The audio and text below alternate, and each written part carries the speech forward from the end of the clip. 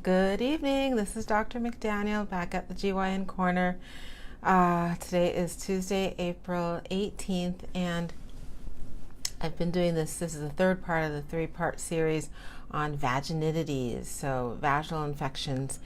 I spoke briefly about how vaginal infections are either from yeast, from bacteria, from a combination, or from a sexual infection. But only 10% of people with an STD or a sexual infection will have symptoms. So the bulk of infections are going to be yeast, bacteria, or a combination of the two. This is all in response to a viewer question about frequent or persistent vaginal infections that she stated were yeast infections after every menstrual cycle.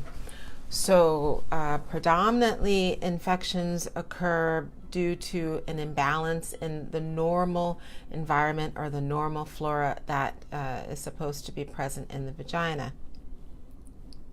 Yeast infections are more commonly going to occur, or I should say predominantly going to occur in a low or acidic vaginal pH, because that's what's normal for the vagina. And they will most commonly have a lot of irritation, itching, swelling, burning, stinging. And I mentioned the paper cuts or the fissures. Yeast infections should not have a bad odor. They can have a pungent or a food odor, but they shouldn't have a bad odor. If they have a bad odor, they're more commonly going to be a combination of yeast and bacteria. And yeast infections can have a variety of colors. The setup for yeast is most often going to be dietary or activities. So a lot of carbs, sugars, bread, alcohol. Those are the predominant ones. And activities, so increased exercise, wearing layers where there's a lot of sweat, moisture, humidity collected. Those are predominantly, and then anything that affects the immune system. So good stress, bad stress, weddings, funerals, those are predominant.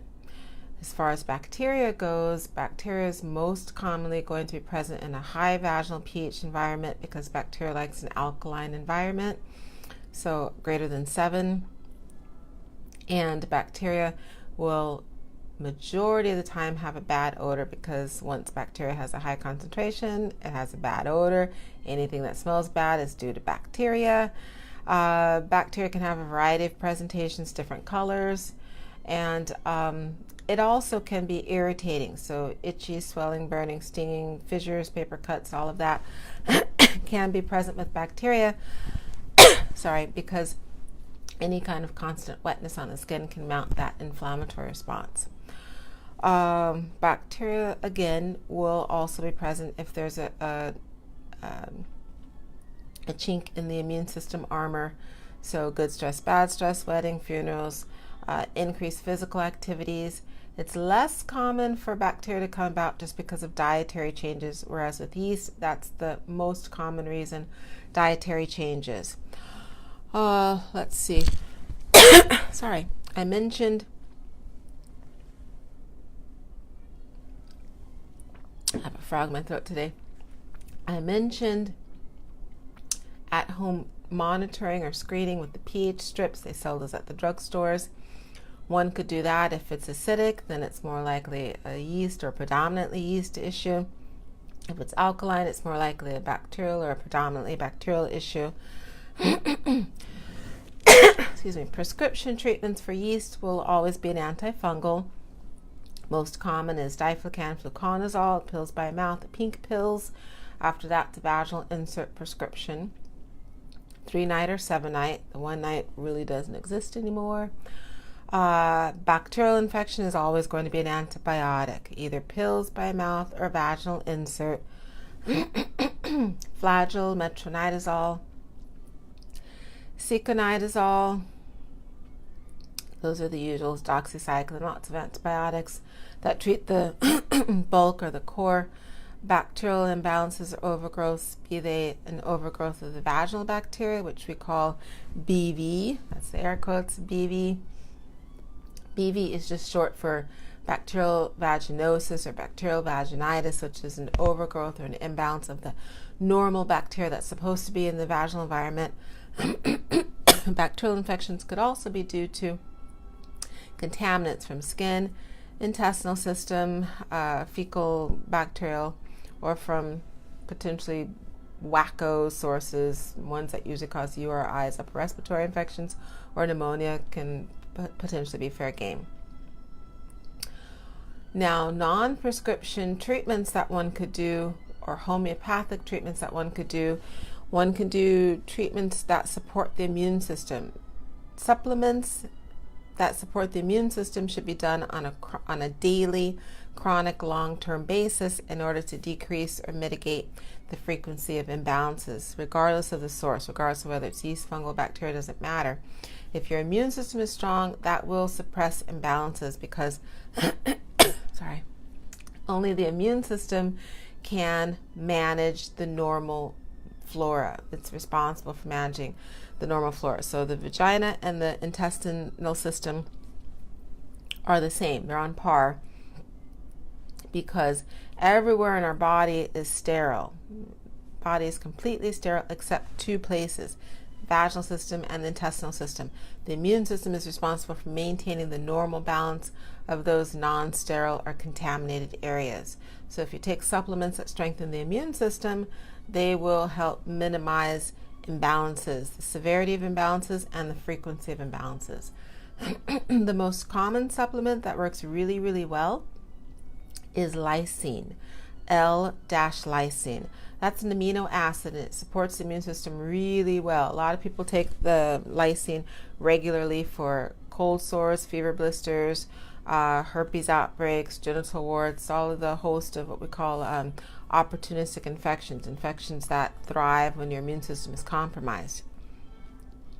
Catch with the supplements, especially lysine, is you have to take 500 milligrams twice a day. So 500 in the morning, 500 in the evening. 1,000 milligrams once a day does not work for the majority of people. I think that's because that supplement has a half-life, which means it gets into your system and it wears out relatively quickly. If you just take one tablet once a day, it's going to wear out quickly. The bulk of the day, you're not going to have that supplement. If you break it up into twice a day, it stretches it out so that you have that supplement to help support the immune system. I have found over the years that most women will have to take that supplement, the L-lysine, 500 milligrams in the morning, 500 milligrams in the evening, every day, religiously, like your life depends on it. If you don't take it every day, it does not work. And for at least a 3 to 6 month block of time, that's the best one. Second to that are probiotics. The probiotics you do have to take every single day religiously, like your life depends on it. Whatever probiotic you take, it doesn't matter as long as you take that probiotic twice as often as the bottle recommends. I found over the years that the recommendations on the bottle are good for the immune system to help support intestinal health, but not strong enough to support vaginal health. So if you take the supplement, the probiotic, doesn't matter what it is. A popular one is Floristore. I don't have stock with the Floristore company. I'm just recommending it because I know it's a popular one. Recommendation is once a day for the Floristore. You do want to take one tablet twice a day. And whatever your supplement probiotic recommends, if it says one tablet 2 times a day, you want to take one tablet 4 times a day. Those are the most common. After that, lots of different supplements will help. Zinc, high dose vitamin C, those are the top players. If you're trying to treat an infection with just homeopathic over the counter, then what works really well, if it's yeast, then 300 milligrams of boric acid. You can get that non-prescription over the counter. 300 milligrams of boric acid before you go to bed and first thing in the morning. So twice a day for at least a 7 to 10 day block of time works well. And in addition to that, taking whatever probiotic you have at hand twice as often as the bottle recommends. So a double whammy for that. That works really well for yeast. For bacterial sources of discharge, irritation, blah, blah, infection, imbalance. For bacteria, what works really well is also doing the probiotics twice a day, or twice as often as the bottle recommends, for at least 7 to 10 days. But at the same time, taking garlic clove works really well. Threading a garlic clove, placing the garlic clove in the vagina before you go to bed. You have it threaded, so it's like a tampon string with a thread. You just tie a knot in it. You have a long thread. I would thread it several times so you have some thickness to the thread, some stability or strength to it. So thread it at least like 7 to 8 times long, and then place that in the vagina before you go to bed. Take it out in the morning. You shouldn't smell like garlic from that. And then doing that every day for that same 7 to 10 day time frame.